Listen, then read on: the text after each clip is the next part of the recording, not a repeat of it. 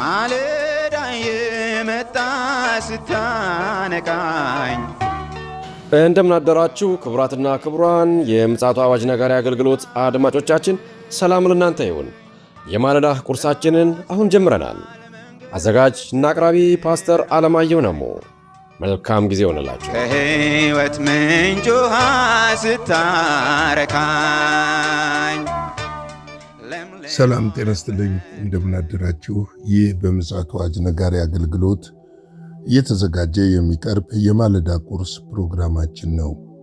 ወደ ዛሬው የማለዳ ቁርስ ፕሮግራም ከማለፋችን በፊት ይህንን ማለዳ የሰጠንን እግዚአብሔር አምላካችንንና አባታችንን አብረን አመስግነን ወደ ዛሬው የማለዳ ቁርስ እናልፋለን።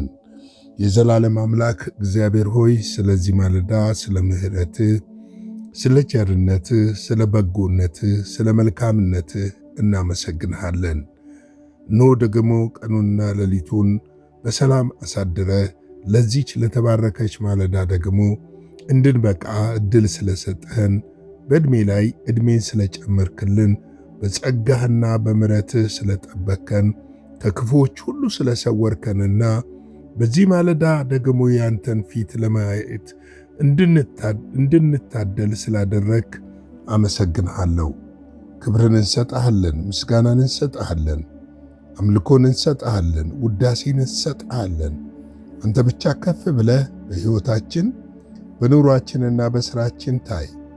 እግዚአብሔር ሆይ በቸርነትህና በምሕረትህ ደግሞ አሁንም በዚህ እግዚአብሔር የዘላለም አምላክ በዚህ በማለዳ ይህንን ቃል የሚካፈሉትን ወንዶችና ሴቶች ልጆችህን እንድትጎበኛቸው፣ እንድትረዳቸው፣ ጸጋን እንድታበዛላቸው፣ ቸርነትህን እንድታደርግላቸው በኢየሱስ ክርስቶስ ስም እጠይቅሃለሁ።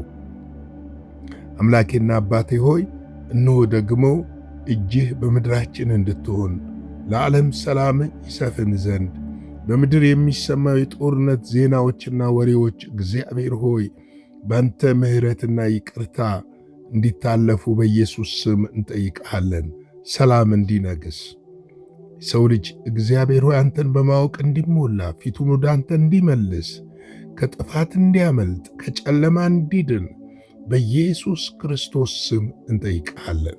ያ የማዳን የእውነት ቃልህ በምድር ጫፍ እስከ ጫፍ እንዲሰበክ ሰዎችን ታስነሳ ዘንድ የመስቀልህን ፍቅር ለሰዎች ትገልጥላቸው ዘንድ ምሕረትህንና ቸርነትህን በሰዎች ሕይወት ውስጥ ታደርግ ዘንድ በኢየሱስ ክርስቶስ ስም እንጠይቅሃለን። ማዳን ባንተ እግዚአብሔር ሆይ አዳኝ አንተ፣ መዳን ባንተ፣ ሕይወት ባንተ፣ ማምለጥ ባንተ፣ መትረፍ ባንተ ነውና አቤቱ የሰማይ አምላክ ከወገኖቻችን ላይ ዕውርነትን እንድታነሳ፣ ብርሃንን እንድትገልጥላቸው፣ የመስቀልህን ፍቅር እንድታሳያቸው፣ ቸርነትና ርኅራኄ በሕይወታቸው እንዲገለጥ፣ ስለ ኀጢአትና ስለ ጽድቅ እንድትወቅሳቸው በኢየሱስ ስም መንፈስ ቅዱስ እንጠይቅሃለን። እነሆ ደግሞ ስለ ሰጠን ስለዚች ማለዳ እናመሰግንሃለን። ቃልህ እውነት ነውና፣ ቃልህ ለሕይወታችን ለመንገዳችን መብራትና ብርሃን ነውና ቃልህን ግለጥልን፣ አስተምረን። ይህ ማለዳ ያንተ በረከት በሕይወታችን እንዲሆን እንጠይቅሃለን። ሁሉ ለአንተ ክብር ይሁን። ስለ ሁሉ ነገር ተመስገን። ቀሪውን ጊዜ ባርክልን። በኢየሱስ ጌታ ድንቅ ስም አሜን። እንግዲህ እየተመለከትን ያለነው የኤፌሶን ምዕራፍ 5 ነው እየተመለከትነው። በትናንትናው ዕለት እንግዲህ እየተመለከትነው 22፣ 23 እና 24 ነው። 24 ላይ ዳሩ ግን ቤተ ክርስቲያን ለክርስቶስ እንደምትገዛ እንደዚሁ ሚስቶች ደግሞ በሁሉ ለባሎቻችሁ ምን አድርጉ? ተገዙ የሚል ነውና ይሄ ለባሎቻችሁ ተገዙ የሚለውን ቃል ነበር በስፋት በሁለቱም ተከታታይ ቀን እየተመለከት ነው። ምክንያቱም ይሄ መገዛት የሚለው እሳቤ በብዙዎች ዘንድ በኔጋቲቭ ስለሚተረጎምና በባሎችም ዘንድ ሳይቀር ቃሉ እኮ እንደዚህ ብሏል፣ እንደዚህ መገዛት አለብሽ የሚለውን ሐሳብ በትክክል አለመረዳትና አለመገንዘብ በትዳር መካከል የሚፈጥሩ ችግሮች እና እነዚህም ችግሮች ደግሞ በቤተ ክርስቲያን ውስጥ የሚፈጥሩ ተጽዕኖዎች፣ በማህበረሰብ ላይ የሚፈጥሩ ተጽዕኖዎች ከጊዜ ወደ ጊዜ እየጨመረ መጥቷል። በነገራችን ላይ እንደው ስለ ትዳር ስናነሳ ቤተ ክርስቲያን በዚህ ጉዳይ ላይ ጥብቅ የሆነ አስተምህሮ ሊኖራት ይገባል ብዬ አምናለሁ። አብዛኞቹ ወጣቶቻችን ትውልዶች የጋብቻቸው በለብ ለብ ብቻ ነው። ወይም ደግሞ አንዳንድ ቸርቾች የሚያደርጉት ምንድነው? አባላትን ለማብዛት ወይም ደግሞ ተጋቢዎቹ በሀብት ካላቸው ከሀብታቸው ተጠቃሚ ለመሆን በቤተ ክርስቲያን ያለ ትምህርት ወይም ደግሞ አጭር ጊዜ በሆነ ትምህርት የህይወት ምዘና ሳይደረግ የሚደረጉ ጋብቻዎች በተለይ አሁን ላይ ላለው የትዳር ክራይሲስ ቤተ ክርስቲያንም የድርሻዋን ትጠየቃለች የሚል እምነት አለኝ። ምክንያቱም ቤተ ክርስቲያን ልታስተምር ይገባል። እውነተኛውን የክርስቶስን የእግዚአብሔር ሐሳብ በትዳር ውስጥ ምን እንደሆነ ገልጣ በስነ ስርዓት ማስተማር አለባቸው። ምክንያቱም ወጣቶች ሳይተዋወቁ በጮኝነታቸው ጊዜ መሆን የሚገባውን መሰጠት የሚገባው ምክርና ትምህርት ሳይሰጣቸው እንዲሁ ለጋብቻ ሲያመለክቱ በአንድ ሳምንትና በሁለት ሳምንት የለብ ለብ ትምህርት ድምቅ ባለ ሰርግ፣ ድምቅ ባለ ድግስ አንዳንድ ብዙ ሚሊዮኖች ፈሰውባቸው በ3 እና 4 ወር በትዳር ሳይኖሩ የመበተናቸው ምክንያት መጽሐፍ ቅዱስ የሚያስተምረውን የትዳር ትምህርት በትክክል ቤተ ክርስቲያን ስለማታስተምርና አሁን ካለው የራስ ወዳድነት የመነጨ ችግሮች ምክንያት የትዳር ፍቺ ጉዳይ እየሰፋ መጥቷል። በተለይም ደግሞ አማኝ በሆነው በእኛ እየሰፋ መምጣቱና እየጨመረ መምጣቱ የሚያመለክተው የቤተ ክርስቲያንን እድገት ሳይሆን ውድቀት ነው። ምክንያቱም ቤተ ክርስቲያን ስትሮንግ የምትሆነው ጠንካራ የምትሆነው ምን ሲሆን ነው? ትዳር ጠንካራ ሲሆን ነው። ቤተሰብ ጠንካራ ሲሆን ነው። ቤተ ክርስቲያን ጅማሬዋ ከቤተሰብ ነው። ቤተሰብ ጠንካራ ሲሆን ቤተ ክርስቲያን ጠንካራ ትሆናለች። የቤተሰብ ትርጉም እየላላና እየፈረሰ ሲመጣ ቤተ ክርስቲያንም ስብስብ ሊኖራት ግን ይችላል፣ እየፈረሰች ትመጣለች። ለዚህ ነው ይሄ ትምህርት ለቤተ ክርስቲያንና ለትዳር ምሳሌነት ተሰጥቶ በሰፊው ትምህርቱ የተሰጠበት ምክንያት ይሄ ምክንያት እንደሆነ በደንብ ልንረዳ ያስፈልጋል።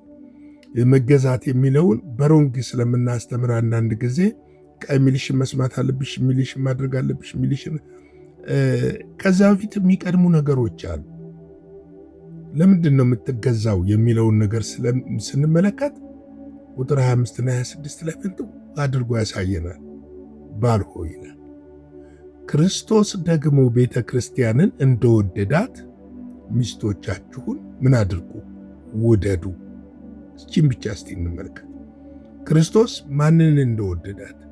ቤተ ክርስቲያንን እንደወደዳት ሚስቶቻችሁን ደግሞ ምን አድርጉ? ውደዱ። እንዴት ነው የወደዳት? አሁን ይሄ ነው ትልቁ ነገር። እንዴት እንደወደዳት ስታውቅ መገዛቱን ታውቅበታለች። ለዚህ ነው ይህን ክፍል ስጀምረው የፍቅር መገዛት ነው ያልኩበት ምክንያት ለዚህ ነው። ስለዚህ ቤተ ክርስቲያን እንዴት ነው በክርስቶስ የተወደደችው ስንል እንደዚህ እናንሳ። አንድ እኛ መርገሟን በመውሰድ ነው የወደዳት። መርገም የሆነውን ኃጢአትን፣ ደዌን ተመልከቱ፣ ድህነትን፣ እነዚህ መርገም ይሆኑ ለሰው ልጆች ከእግዚአብሔር ዘንድ ያልተሰጡ በሰው ልጆች መውደቅ ምክንያት ወደ ሰው ልጅ የገቡ እነዚህን መርገሞችን ነው ከቤተ ክርስቲያን ላይ ክርስቶስ ኢየሱስ ያነሳው። ሁለተኛው ሞትን የሻረልን። ሞትን ምን በማድረግ? በመውደድ። በምን ፋንታ? በእኔና በእናንተ ወይም በቤተ ክርስቲያን ፋንታ ማን ሞተ? ክርስቶስ ሞተ። ተመልከቱ፣ ክርስቶስ ቤተ ክርስቲያንን የወደዳት እስከ ሞት ድረስ ዋጋ በመክፈል ነው። እስከ ሞት ድረስ ለሷ ለቤተ ክርስቲያን በመሞት ዋጋ የከፈለው እስከ ሞት ድረስ ነው። እስከ ሞት ድረስ ነው። ስለዚህ ቤተ ክርስቲያን ደግሞ ክርስቶስን እንደወደዳት ሚስቶቻችሁን ውደዱ ብሎ የተጻፈበት ትልቁ ምክንያት ሚስትህን ስትወዳት ጉድለቷን ሁሉ ተሸክመ ነው። የእኛን ጉድለት ኢየሱስ ክርስቶስ እንደተሸከመ ክፍተቷን ሁሉ ተሸክመ ነው። እሱ እስከ ሞት እንደወደዳት ቤተ ክርስቲያንን እያለን ያለው የእግዚአብሔር ቃል እስከ ሞት ድረስ ውደዳት ነው። ያን ጊዜ እሷ ደግሞ እውነተኛ የሆነውን በፍቅር መስዋዕትነት ውስጥ ያለውን መገዛት ትገልጠዋለች። ትገዛ ያለው በዛ መልክ እንደሆነ ልንረዳ ያስፈልጋል። ሶስተኛው እንግዲህ አንደኛው መርገሟን ወስዷል። ሁለተኛ ሞትን እስከ ሞት ድረስ ነው የወደዳት። ሶስተኛው እኛ ልንቀበል የሚገባውን መከራ እርሱ ተቀብሏል። መከራውን ሁሉ ነው እሱ የተቀበለ። ተርቧል፣ እኛን ለማጥገብ ተጠምቷል፣ እኛን ለማርካት ተጨንቋል፣ እኛን ለማሳረፍ አዝኗል፣ እኛን ለማስደሰት ተመልከቱ፣ እኛን ለማስደሰት ይህንን ሁሉ መከራ ታርዞ ተራቅቶ ተርቦ ተጠምቶ ተገርፎ ቆስሎ ደምቶ ምን እንድንሆን ነው? በሱ ቁስል እኛ እንድንፈወስ ምን እንድንሆን ነው? የእኛን መርገም እሱ የወሰደው። ስለዚህ ክርስቶስ ቤተ ክርስቲያንን በዚህ ልክ ነው የወደዳት። ለዚህ ነው ቤተ ክርስቲያን ለክርስቶስ እንድትገዛ የክርስቶስ አካል ነች የምትባልበት ምክንያት ለዚህ ነው። ተመልከቱ፣ ለዚህ ነው የክርስቶስ አካል የሆነችው። እስከ ሞት ድረስ ስለወደዳት ነው። ይህንን ሁሉ ዋጋ ስለከፈለላት ነው ወደዳት። ስለዚህ የቱ ይበልጣል? አሁን እስቲ ኮምፔር አድርጉት። የትኛው ነው የሚበልጠው? አያችሁ ባሎች ሆይ፣ ክርስቶስ ደግሞ ቤተ ክርስቲያንን እንደወደዳት እንደዚሁ ሚስቶቻችሁን ምን አድርጓት? ውደዷቸው። መውደድ ወሳኝ ነገር። የትዳር ቁልፉ ያለው ፍቅር ላይ ነው፣ መቻቻል ላይ አይደለም። መቻቻል የፖለቲከኞች ፖሊሲ ነው። አንዳንድ ጊዜ ባለትዳር ተቻችለን እኔ ትብስ አንቺ ትብስ ኖ እኔ ትብስ አንቺ ትብስ ሳይሆን የሚያስፈልገን ፍቅርና መገዛት ነው የሚያስፈልገው። መቻቻል የፖለቲከኛ ፖሊሲዎች፣ በልዩነት አንድነት እንኑር ይባላል። እኛ አንድ አካል ነው ካለ እግዚአብሔር፣ የእግዚአብሔር ቃል ነው። አንድ አካል ናችሁ ካለ አንድ አካል ነን። ምንም እንቻቻልበት ብለን ስለዚህ ጉዳይ ወደፊት በሰፊው ይዤ እመጣለሁ ብዬ አስባለሁ። ምክንያቱም አንዱ የቤተ ክርስቲያን ተቻችላችሁ ተሳስባችሁ እንዴት ነው ማላስበው? ለእጄ አስባለሁ እኮ እጄን ልቻል ብዬ ነው የሚይዘው እንዴ? እጄ እኮ የአካሌ አንድ ክፍል ስለሆነ እንዲጎዳ እንኳን አልፈልግም፣ እጠነቀቃለሁ። እጄ ስለሆነ ነው። እንደዚሁ ነው ትዳርም ወገኖች፣ እንደዚሁ ነው። አንዳንድ ጊዜ የዓለምና የፖለቲከኞች ፖሊሲ ወይም ደግሞ የፖለቲከኞች ቋንቋ ቤተ ክርስቲያን ውስጥ ገብቶ ሰዎችን ከመጽሐፍ ቅዱስ ሐሳብና ልቀት ሲያወጣ እናያለን። ስለዚህ ይህን በደንብ ልናስተውል ያስፈልጋል። እንግዲህ ለዛሬ እዚህ ላይ ላብቃ። ቀጣዩን በነገው ዕለት እመለስበታለሁ። ላይክ፣ ሼር፣ ሰብስክራይብ እያደረጋችሁ እንዲሁም ደግሞ አገልግሎታችንን በገንዘባችሁ እንድትደግፉ በጌታ ፍቅር እጠይቃለሁ።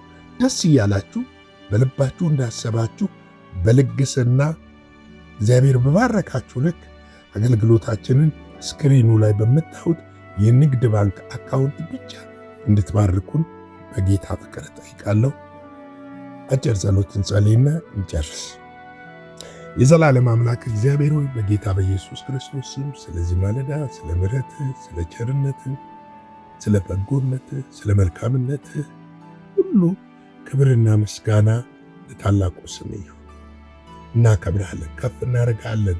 ዛሬ በዚህ ማለዳ ደግሞ ስላስተማርከን ምሕረትና ቸርነትህን ገልጠ፣ በሕይወታችን መልካምነትህን ገልጠ፣ ጸጋህን ገልጠ፣ ርኅራኄህን ገልጠ፣ ቸርነትህን ገልጠ ስላስተማርከን በጌታ በኢየሱስ ስም አመሰግናለሁ።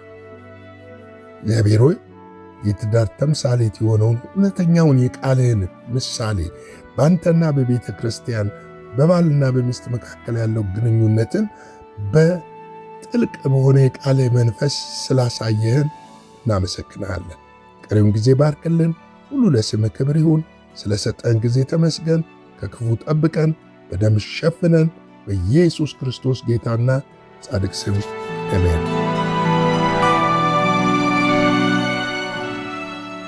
በነበረን የመልእክት ክፍለ ጊዜ እንደተባረካችሁ ተስፋ እናደርጋለን። በነገው ማለዳ በሌላ ዝግጅት እንገናኛለን። መልካም ቀን።